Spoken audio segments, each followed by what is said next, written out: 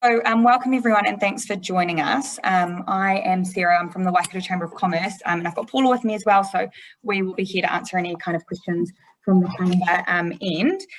So the reason for this webinar is we're just doing an information session. Our members have been asking us to do some events around leadership training, and so we've partnered with Bridget from The Effect to put on a leadership building high-performing leaders for our members and anyone else that was interested in joining this. So I will now hand over. We've got Bridget, who is the CEO of The Effect, and Anthony, the CEO of Centis. So thank you so much for joining us, and I will hand over to you guys. Cool, thank you very much, Sarah. Awesome. Okay, well, yeah, as Sarah introduced, I am Bridget from The Effect. I'm a registered psychologist that specialises in workplace psychological health and leadership and coaching. Been doing this gig for a number of years now, based in the Waikato for the last, I think 10 years now, but before that, Brisbane. Anthony, shall I let you introduce yourself? Thanks, Bridget. So I'm the CEO of Centis. I'm a psychologist by training, just like Bridget, and have been working originally in the clinical space, but have transitioned over into the organisational leadership and culture space some years ago. Cool. All right. So I guess a little bit about us and what we're about, and also how we are partners and things like that. So The Effect is actually a business that's been based in the Waikato for about 20 years. I think we're coming up now, and so it's been supporting our local clients in the areas of leadership development, coaching, and well-being for a number of years. But our focus has narrowed over the last few years. And I guess the reason we get up out of bed every morning is to help to empower businesses to be great, so that they can therefore improve the lives of those within their organisations. So overall, we can improve New Zealanders and their mental health and well-being. So Centis, you guys, I'll let you talk about what you guys are about, Anthony. Yeah, thanks, Bridget. So we apply psychology and neuroscience to help change organisations for the better. So our mission is to change the lives of individuals and organisations for the better every day. So we run training programs and leadership development courses and team development courses to help to build those organisational cultures. We've had a presence in New Zealand for quite some time, working with some fairly large brands over there. A couple at the moment we're actively involved with, a PGGW and Genesis Energy, but obviously partnering with Bridget gives us an opportunity to take our learnings into New Zealand, into the New Zealand market with a local Kiwi, and to be able to make sure that the program really addresses the opportunities over there. Yeah, so it's been a great opportunity for us, obviously, to work with Centis. I worked with Centis a number of years ago in Australia, and I must say, they change lives and individuals every day for the better. They changed my life. They're a company that really aligns with what we try and do here at The Effect. And so we were very lucky to be able to be the licensee of their Building High Performers Leaders program here in New Zealand. We just put a New Zealand accent on it. So it's been really great. We have been running this program in New Zealand for over a year now, with some great results, which is absolutely fantastic. So what we'll do is we'll kick on, because we've only got an hour or so.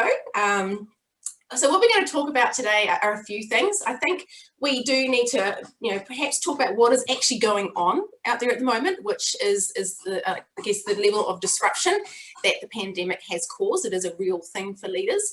Then we're going to talk, about two concepts from the Building High Performing Leaders program that really underpin the program. And we'll give a few examples and things like that. And then lastly, we'll actually talk about the program. So what is it? How does it go? What does it look like? And then give you guys some opportunities to ask some questions at the end.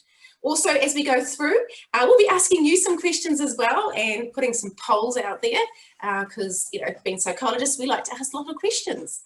Cool. Anything to add there, I guess, Anthony, before we crack on? No, looking forward to jumping in, Bridget. All right, let's do it. Cool. All right, so I like to start off with quotes. I think quotes are a nice way to frame things and set the tone. This one here is by an old American President, Ronald Reagan. The greatest leader is not necessarily the one who does the greatest things. He's the one that gets the people to do the greatest things. And the reason I picked this is because it really resonates for me in terms of leadership. Leadership is not always just about you. It is about getting other people to do great stuff. And I've got a really cool example of where this has happened, and also quite recently as well in the last year. So what we're going to do is we're going to play a little game of Guess Who. So I am going to rattle off some facts, fun facts about an organisation, and as I go through, what I'd like you to do is try and guess who I am talking about here. And if you think you've got it, type it in the chat box and let's see what answers you guys come up with. I was quite surprised. I did this with my husband and he didn't get it until I got quite a way down. So that was quite interesting. So are you ready? Because I will get started. Right, so this is a car manufacturing company. It was founded in 1908.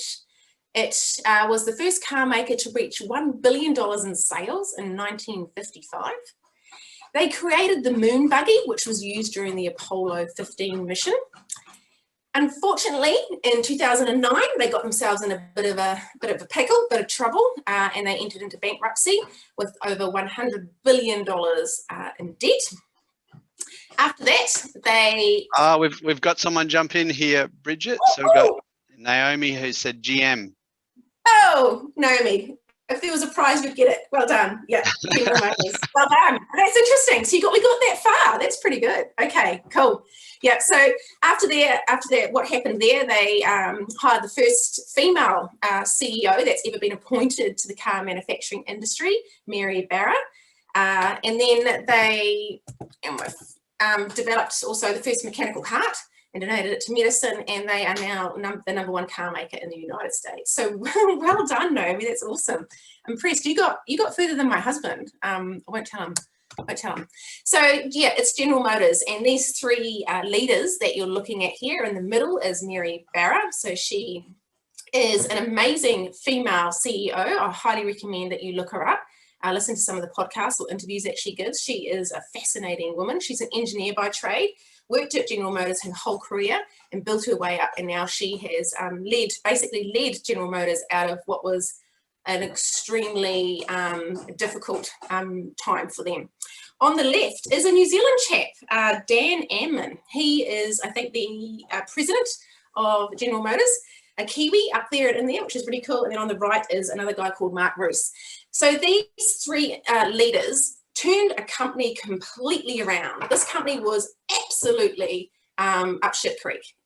They had declared bankruptcy, and Barack Obama actually fired their previous CEO, and the government had to bail them out.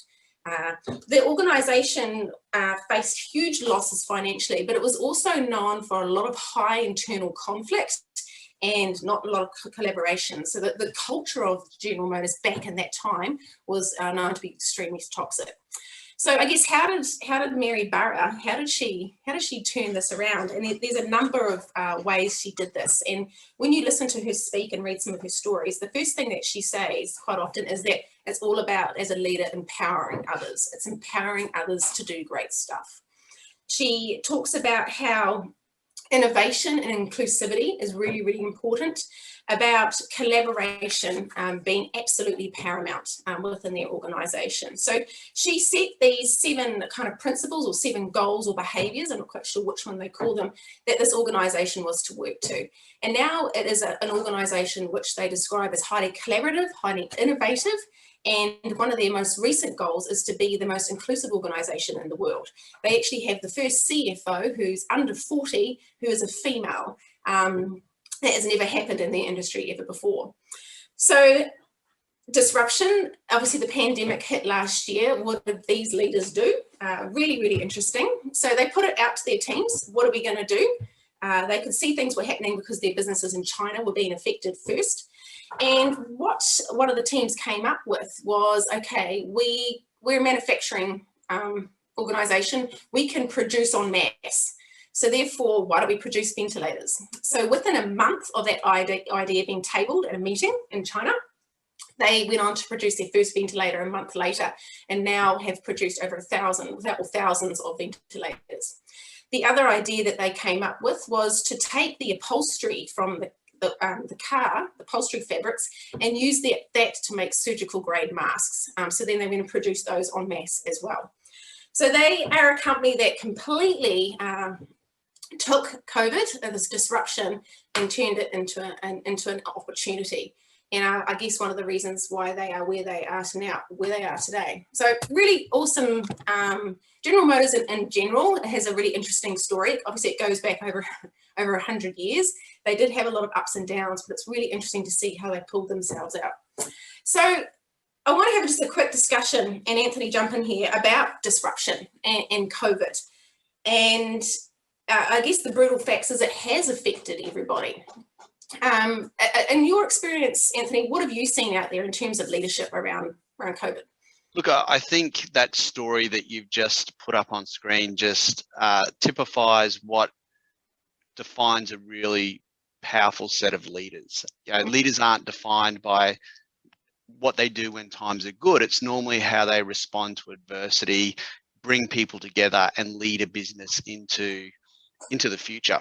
Yeah. COVID has been a serious disruption for most of us. And I think most organizations are struggling in one of two ways from my experience. One is they're either struggling for survival and trying to claw back to where they were perhaps pre-COVID. And then there's a whole bunch of organizations that for a range of different reasons are actually got the opposite problem, trying to keep the wheels on the bus because their industries are booming. So it's a really funny time for a lot of us to be leaders in organizations. I think the important thing that for leaders over this period is to be very conscious and deliberate about the way they respond to adversity. I could imagine for those leaders going into GM, the opposition they would have faced every day. There would have been barriers and challenges and issues thrown up, which probably meant that they questioned their strategy, questioned their decisions, questioned where they were going. And I think some of the tools you're going to share today, Bridget, really start give the people online some anchoring points to start a conversation within their business about how they can take control of their choices and influence their people to do the same towards a common goal and outcome. Yeah, no, absolutely agree with you. Like you said right at the start there, Anthony, I think it's the difficult stuff, it's the challenging times that will show what kind of leader you are. That really tests you as a leader, and I guess that's an opportunity that COVID has brought to us. So first poll, or first question that we want to put out there is, Sarah, if you want to pop that up there, that would be really cool, is due to COVID, have you identified any opportunities to improve your business? Where are you at with this? What's your thinking? So no idea, waiting for some ideas to come, have some ideas, have had quite a few ideas. Really curious to see where you guys have been at with this. Yeah, it's an interesting question, Bridget, because now that we're well into this pandemic and perhaps we're seeing some light at the other end of the tunnel, but we're not sure just yet. Don't want to speak too early. What mindset are leaders adopting or adapting as a result of this? Are we seeing it as the worst thing that ever happened, or are we seeing that there's real opportunities that have come out of this experience? Yeah, exactly. All right. Have you got any answers?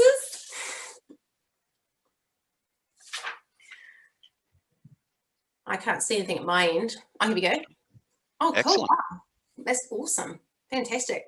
It would be great to actually hear about some ideas. I don't know if anyone's happy to chuck in the chat box, anything, that's really changed or anything that came up for them, or great opportunities or ideas that came to them. Just chuck in the chat box if you're comfortable with it. It'd be really cool to know what kind of things people have done as a consequence of COVID and the disruption that it's brought.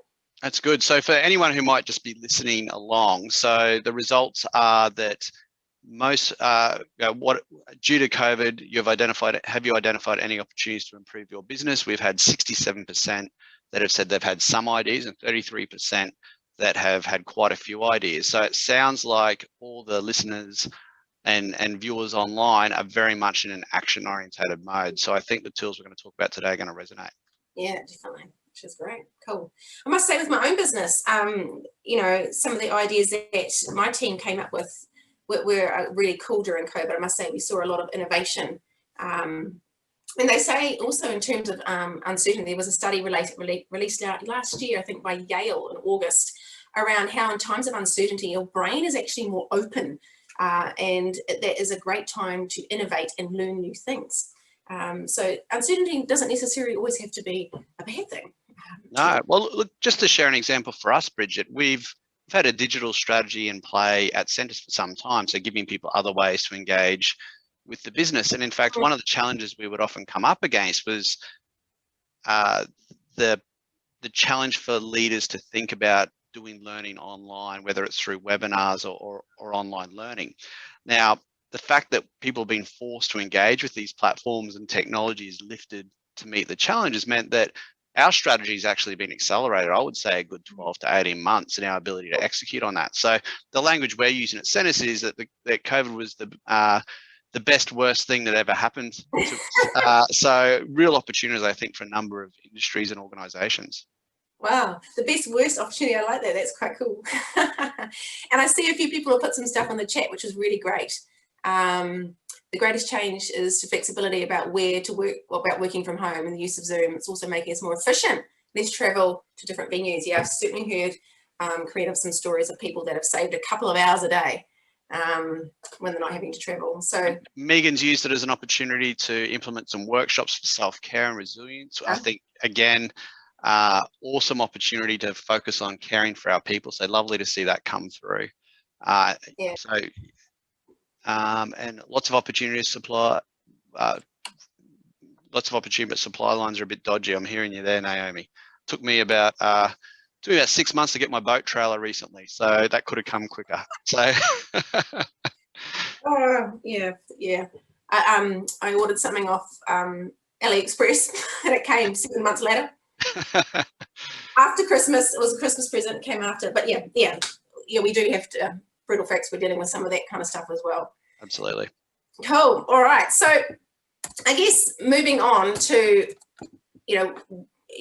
what's in this program, and I think this is really, really relevant, as Anthony mentioned before. So we want to share with you two I guess concepts or ideas that really underpin that building high performing leaders program. And the first one is something that we call the Abr model.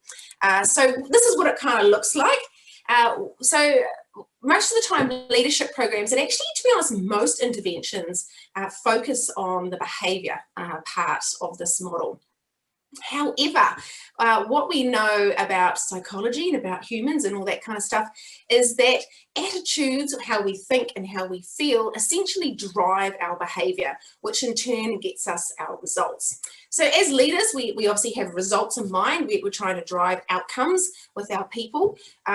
Quite often what we do is we target the behaviours. So for example, we're wanting a team to hit higher numbers in terms of their sales performance, so we're focusing on their behavior, whereas what we know is that if we want to get more traction and really get those results, it's the attitude, it's those thoughts and feelings that those people have around what they're doing that will essentially drive the behavior that you want to get the results you ultimately want. Anthony, have you got any good examples or stories that illustrate this model, I guess? Look, I do, and to reinforce your point, often when leaders want to get better results, they just go harder. We'll work harder, we'll do more of something, we'll whatever the case may be. But this next story, I think, really typifies in parallel how our role as leaders is to look at our thinking and to adopt an attitude which is going to best get us a result.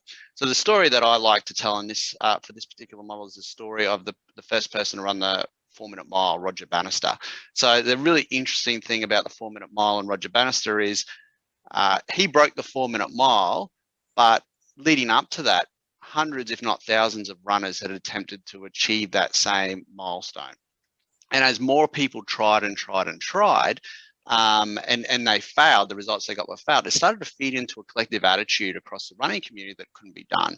In fact, not only could it not be done, that if people were to put themselves and their bodies under that sort of high intensity pressure, they could have a whole lot of physical injuries that could come out of that. So muscle damage or bone damage or even heart damage. So people were basically saying that the human body is topped out and it can't possibly achieve the 4-minute mile. Roger Bannister was studying medicine at the time and had been spending a lot of time looking and thinking at the physiology of the body. So he looked at the way that everyone else trained, and the way everyone else trained was they just tried to run the whole distance as quickly as they possibly could. He thought, well, perhaps we need to look at different muscle groups. So he actually broke up and engaged in some different running training, interval training, or some people call it fartlek training. Anyone who's done netball or rugby or soccer will have probably done it. But he actually worked on the fast twitch muscles within his body. And he then he broke up the mile into quarters, and he practiced running quarter miles quickly enough.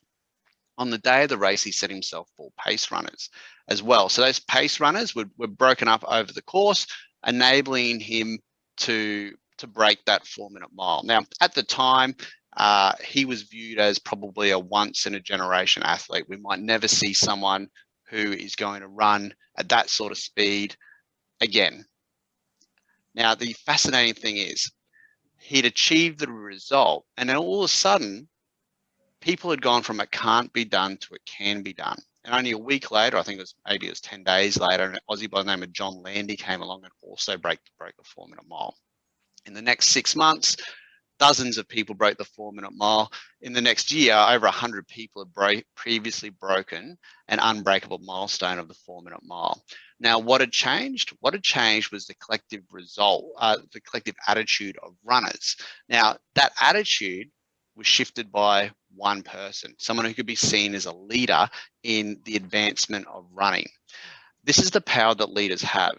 The attitudes that we choose to adopt, the behaviors that we choose to adopt, which will drive the results, will influence on the people around us. And if we adopt an attitude that it can't be done, it won't be done, it's too hard, it's too difficult, that will play out in our behaviors and that will play out in our results.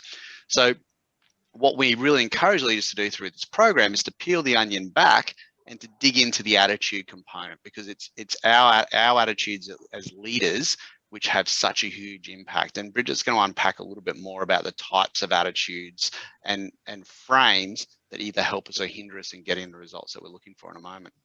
Yeah, exactly. I love that story of Roger Bannister. I've been using that one for years. I think it really kind of cements home the point that if you believe something is possible, then you'll be able to make it possible. You get what you focus on with your brain.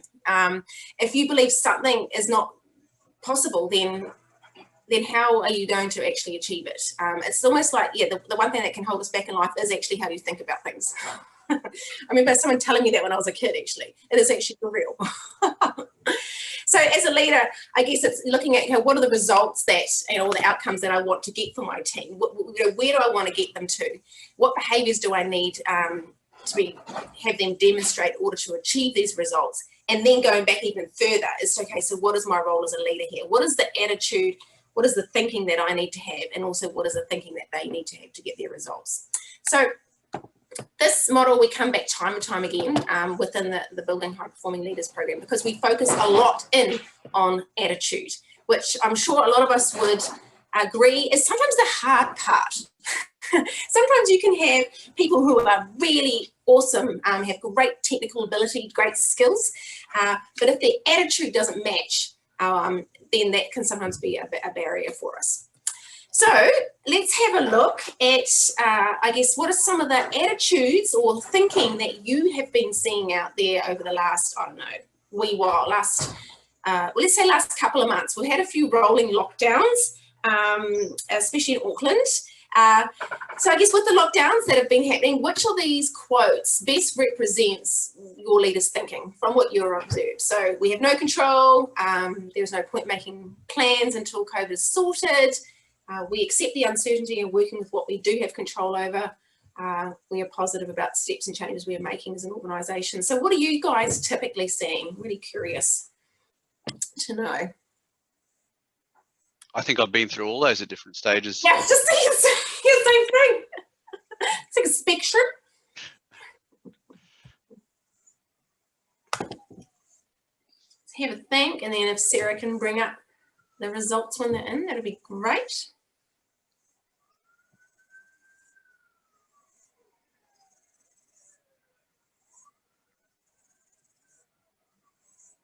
All right.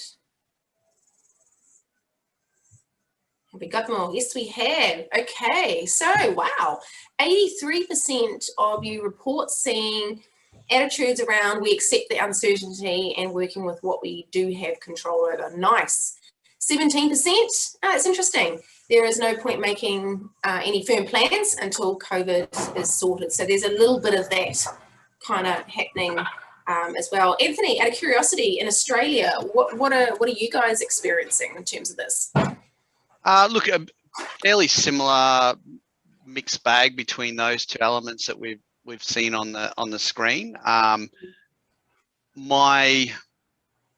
My experience has been that sometimes people will verbally say that they're going to focus on what they can control, but as bubbles pop up or lockdowns pop up, it's very easy to slip in the moment back into there's no point making firm plans mindset. So I'm probably seeing leaders and even organizations shift between one and the other nearly even daily as the uncertainty plays out, particularly in Victoria and places like that. Queensland, we've been somewhat sheltered, but I'm hoping that as things continue to evolve and hopefully the vaccine provides some light at the end of the tunnel, that we see more and more of those acceptance and focus on what we can control. Yeah, and perhaps is where some of the fatigue is coming from as well, is that, like you say, Anthony, you can go through all those 4 in one day. So it is a bit of a roller coaster in terms of how we think about things.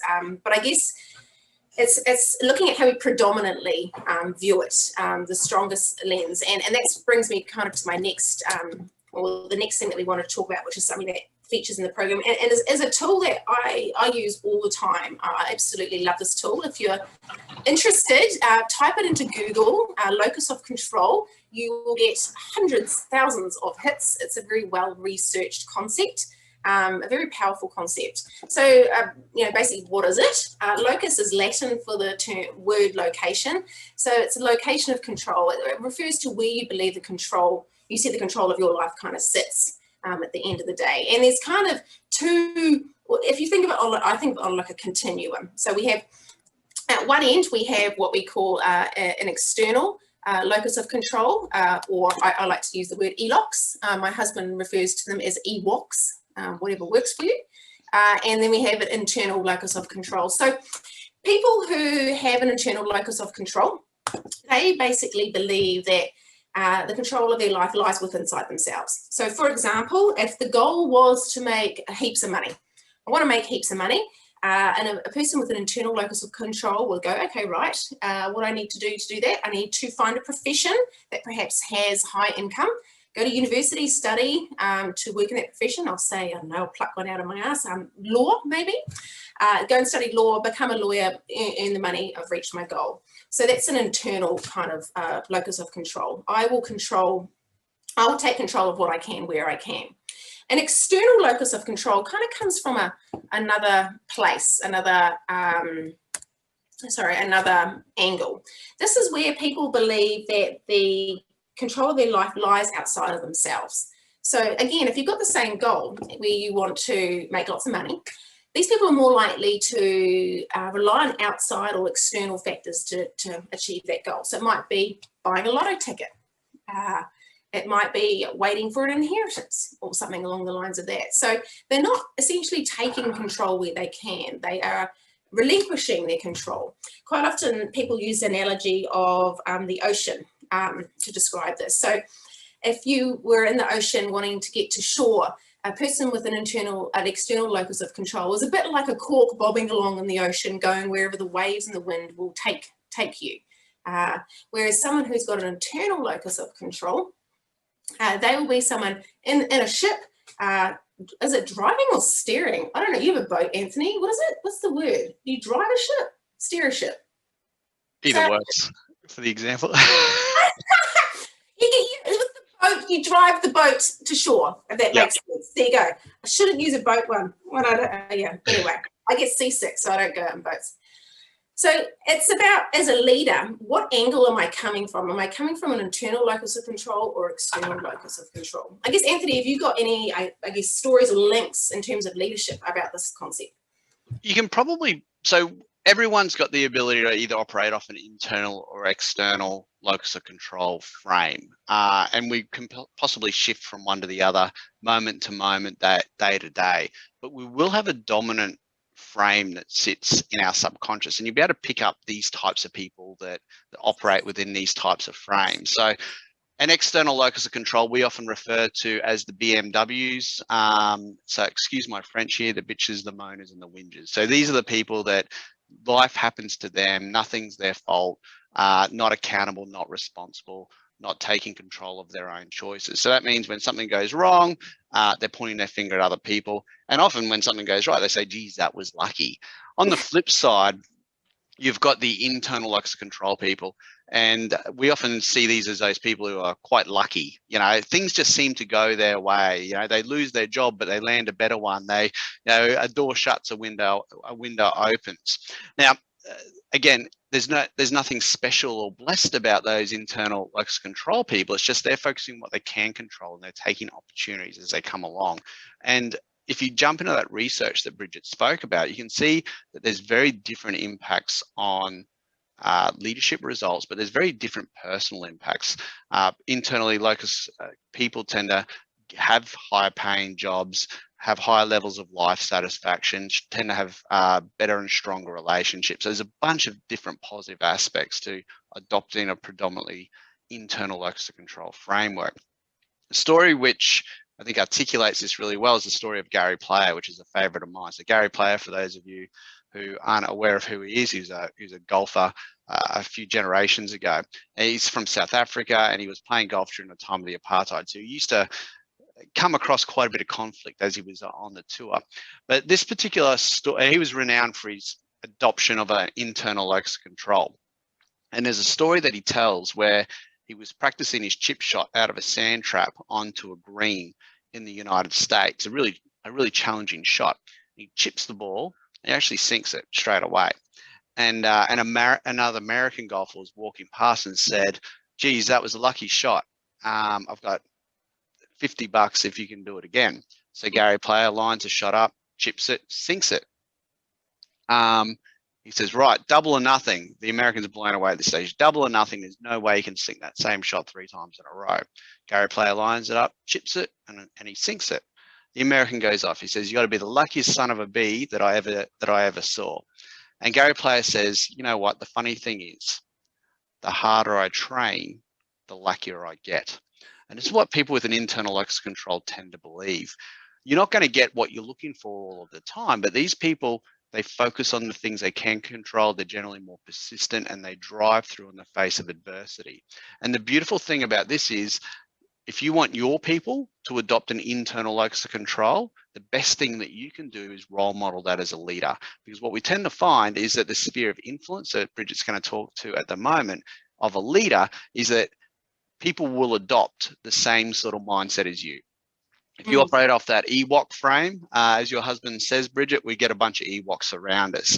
But if we're more likely to adopt an internal locus of control frame, then that's the influence we tend to have. So I'll flip back to you, Bridget, to share this sphere of influence concept. Yeah, perfect. So as Anthony said, if you're wanting to influence as a leader your teams, it's coming from an ILOC, internal locus of control space, where you're going to have, I guess, a more positive influence. Again, if you turn up with a ELOC or Ewok, an Ewok frame, you're going to influence them in that way as well. I used to, a couple of years ago, or quite a few years ago now, I used to work in a prison, and every day I would turn up to a bunch of Ewoks every day. It was pretty hardcore. They were pretty hardcore ELOC, I must say. And, you know, it would have been extremely easy for me to turn up like that. Because, I mean, to be fair, day in, day out, turning up to listening to, you know, it's not my fault. It's my, you know, it was a neighbour's fault. It was my gang's fault. It was John Key's fault. It was the government's fault. It was everyone else's fault that they were sitting in this position in their cell for what they had done. It would have been very easy for me to turn up and go, yeah, definitely, and start being an ELOC myself. But as soon as I did that, I would have given, the game would have been over. So every day I had to turn up as an ILOC every single day. It was hard, but eventually, if I handed them enough kind of positive ILOC interactions, eventually I got one back. With one fella, it took 9 months. It took 9 months. What kind of spun it was that I'd given him praise and compliments throughout the program, but he never kind of heard them because he was just so firmly in his ELOC space. And then one day he told a story in the group, and I thought, shit, that was a really good story, mate. You've done a really good job. That was a real good level of reflection, and I can see you've realised a few things about yourself. And I gave him that feedback. I thought it was brilliant what he'd done. And he sat there and he got really angry. I thought, oh no, what have I done? I've kicked him off. His face was flaring up and all sorts. And I thought, oh no. And then he could see he calmed himself down. I thought, okay, phew. And I said, are you all right? What's going on? And then he burst into tears and he said, no one's ever given me a compliment before. No one's ever praised me before. It's the first time in my life I've ever had that. And I was like, oh my gosh, wow, okay. He was 42, by the way. So he'd been around for a while. But because I stuck to being an ILOC and every day I went in there, and that eventually influenced him. And we did see quite a change in his behaviour and his attitude going forward. So I guess as a leader, it's looking at, the brutal facts of the situation. What is in your control? For me, in that situation, what is not in my control are a bunch of these offenders who have done horrendous crimes. What is in my control was how I turned up every day, what I said to them, what I chose, what frame I chose to operate off. So it's looking about what's in your influence as a leader. And it's the same with, what we've dealt with over the past year in terms of COVID. What is in your control here? Can you stop the virus? Have you got the ability to do that as a leader? Yeah, you can certainly do some things by making sure you wash your hands, wear your mask and socially distance and stay in lockdown when that's required of us, so following the rules. But what is in my influence here? And that's looking at what you can control. I think, Bridget, I think what I like about your story there is it's a good reflection point for us as leaders as well, because if you're looking at the people around you and you're saying, geez, aren't they a bunch of ELOCs? Aren't you? If only they were more internally locused, I could be a much better leader and the business could go so much better. The brutal fact of that situation, and all the research points to this, is that your workforce will be a reflection of your leadership. And it might not be your leadership, it might be your team's leadership, but it's worth thinking about and listening carefully to the language that you're using and that your leaders are using. Is it blame orientated or is it ownership orientated? Where are we shifting the accountability for the results and that we're getting within our organizations? The challenge is, if you've got a culture that sits in that blame space and that external locus of control space, that's actually quite a default mechanism for most people. I mean, Bridget, you and I have both got kids. If you hear a crash and a bang and you walk into a room, it's rare that the kids go, I broke that. There's a reason it wasn't their fault. And that's in all of us. When something doesn't go to plan, it's easy to push the blame or responsibility onto someone or something else. So if you find that you've got a culture that perhaps sits a lot in that ELOC space, it's only going to be deliberate and concentrated action by yourself and your leadership group, which is going to create that shift. Otherwise, you're stuck with the culture that you get. Yeah, definitely, I agree. And something that someone said to me once a long time ago was that if you are wanting to change a culture or change your team and wanting to have an impact on them, the quickest way that you can do that is turn up differently yourself. Is looking at you and how you are being and how that influences others. So that brings us to, I guess, a question for you guys is, when you look at your leaders, what percentage of your leaders are focusing on what they can control at the moment? Would you say they're focusing on 10% of what they control, 40, 60, 80? Really curious. From your observations as leaders yourselves, what percentage of your leaders are focusing on what they can control We've certainly all had a crack at focusing on things that we can't control. And I'm sure we'll agree that that can be tiring. I'll give you a few minutes to chuck in a few answers there.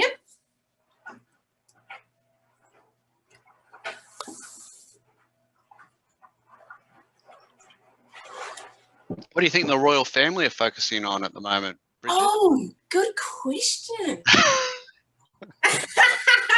Oh, yeah. maybe we shouldn't open up that can of worms. I don't know. But... Let's go there. I've got some thoughts. That's really interesting, isn't it? I think there's certainly some good examples of sitting on this ELOC-ILOC continuum. That's for sure. Yeah.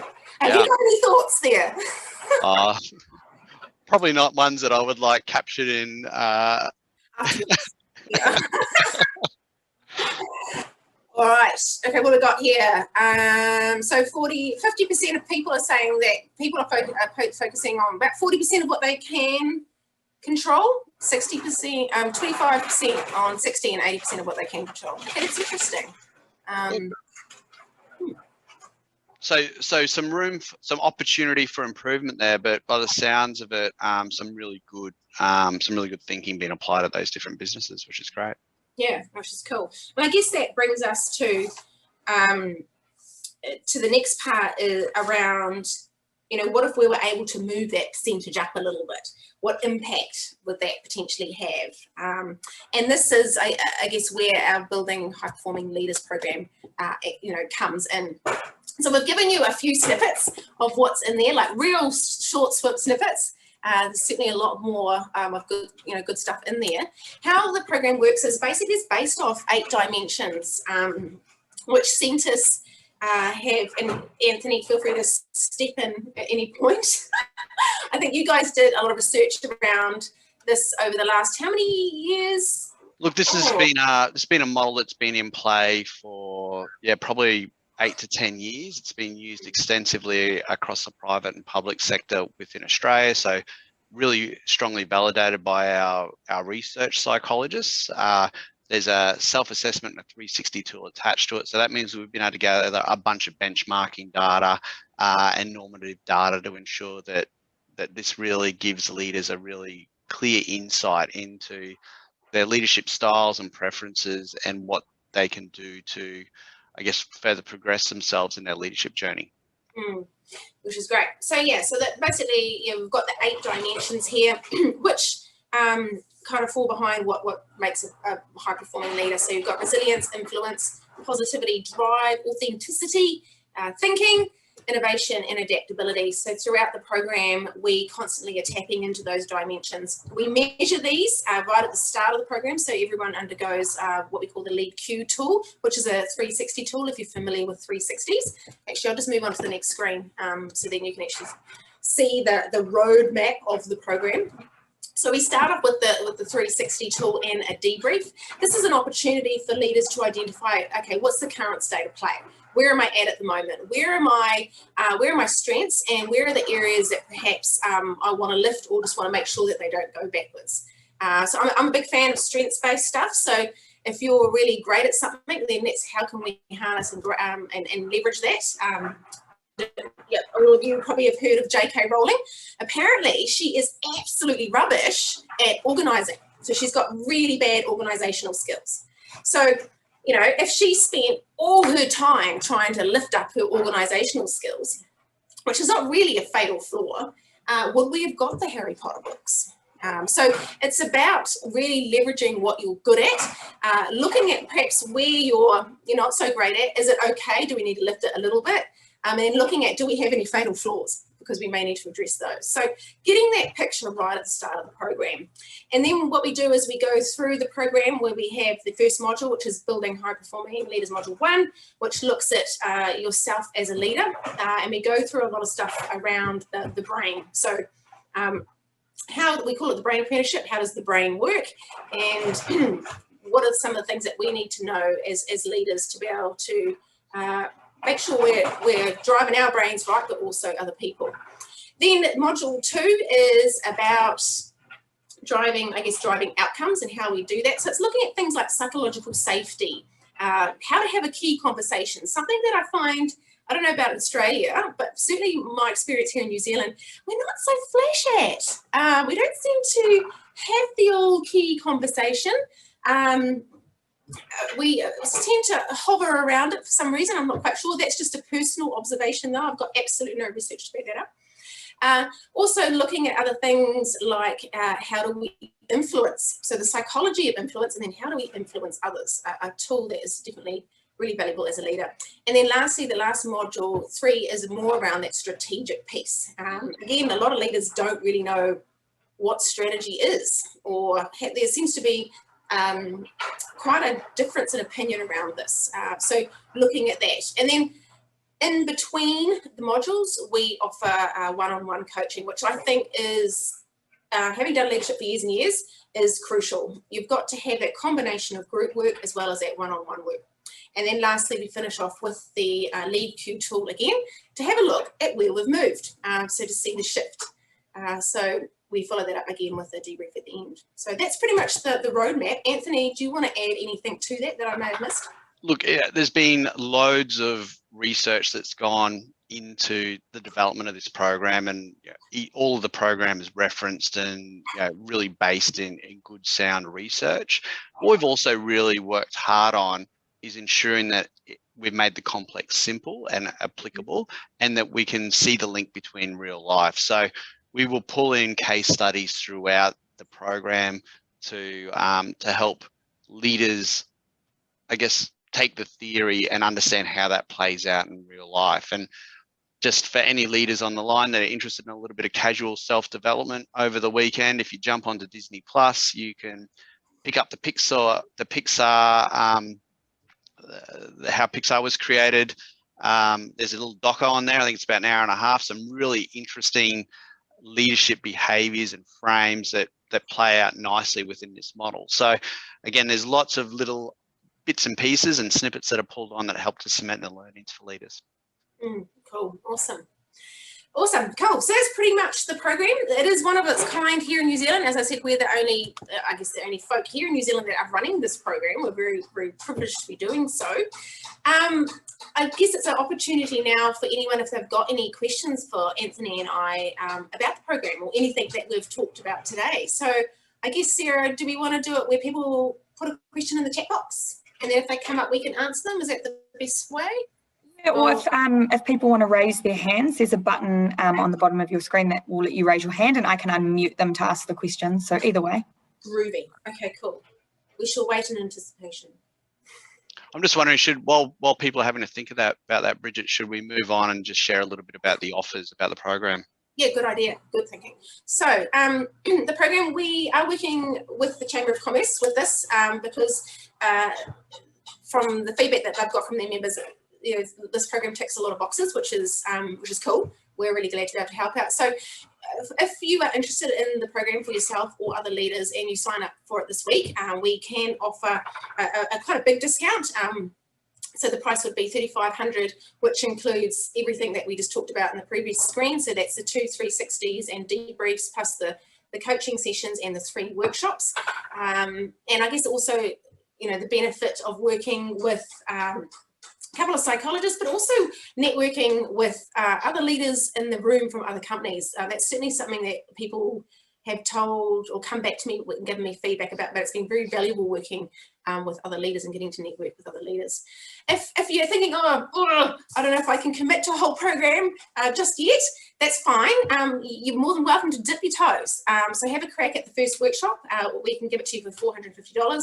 Have a go, see what you think, see if it's for you, if it's going to work. That's absolutely fine. We can do that. And then also, again, if you just wanted to dip your toes, not too sure yet, then you can try out the Lead Q tool, so the 360 tool and a debrief, and we'll give that to you today for $500. So that will give you an opportunity to get a good gauge on where you're currently sitting at the moment. Cool. So Sarah, any questions at all? Any have come through. Pardon? I don't think any have come through. Oh, there you go. We're off the hook, Anthony, maybe. Yeah. All right. Well, I guess, Sarah, if anyone's got any questions at some point, they can always get in touch, and we're more than happy to answer them offline. It's not a problem. Okay. All right. Should we take another poll? One last question for the day. Sarah, do you want to grab that one up for me? So I guess if you're interested in learning more about the Building High Performers Leaders Program, let us know, and we can certainly get some more information to you. If you want to put that in there. Oh, I see something's come up in the chat. Thank you. Thank you. Awesome. Well, thank you very much for joining us. Thank you, Bridget. And Anthony, for taking the time out to come and kind of explain a bit more about the program and about your businesses. I will send out an email to everyone shortly after this webinar, just to say, let us know if you're interested, and we can send through some more information or our contact details. And then we will also, I'll download this webinar and we'll send it through to everyone. So feel free to share it with your, connections or your, other people in your business, so that we can, keep kind of talking about it and get some registrations through. So thank you very much. Anthony or Bridget, have you got anything else to add? No, thank you for having me, and thanks for putting up with my Aussie accent. Cheers. Awesome. Well, thank you very much, everyone. And we'll be in touch. Awesome. Thank you. Take care. Bye. Bye.